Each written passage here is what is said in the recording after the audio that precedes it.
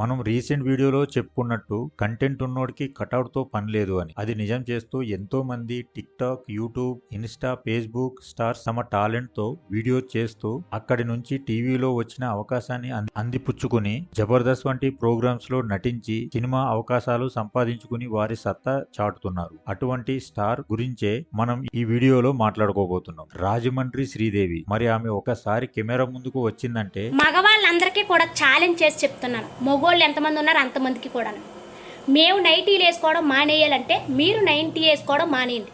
మీరు ముందు మానేయండి, మేము నైటీలు మానేస్తాం. మీరు ముందు ఎందుకు తాగుతున్నారు? కిక్కు కోసం తాగుతున్నారు. మేము ఫ్రీగా ఉండాలని పంచుల వరద కురిపిస్తే పంచు పాపారాయులందరూ కుర్చీని మడతపెట్టుకుని నిల్చుని చూడాల్సిందే. తను ఇన్స్టా, ఫేస్బుక్, యూట్యూబ్ వీడియోస్ చేస్తూ ఫేమస్ అయ్యింది. తింగరి కామెంట్స్ పెట్టే వాళ్ళని గోదావరి యాసతో ఉతికారేస్తుంది. అలా రేవులో తాడి చెట్టుల్లో ఉంటారు ఒక్కొక్కడోనే. మాకన్నా బోళ్ళు ఏజ్లు ఉంటాయి వీళ్ళకి. ముదిరిపోయిన బెండకాయలు పెళ్ళిళ్ళు పెడాకులు చేసుకోరు.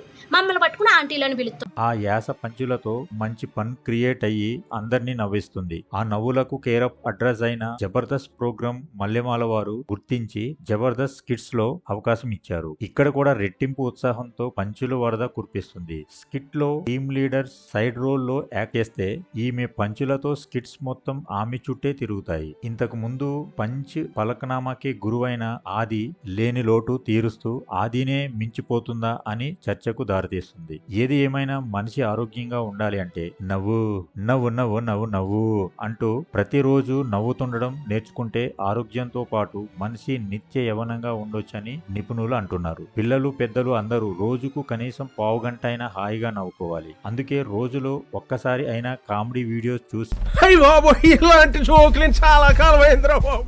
ఆరోగ్యంగా ఉండండి. మీకు ఈ వీడియో గాని నచ్చినట్లయితే please like and subscribe my channel. Thank you.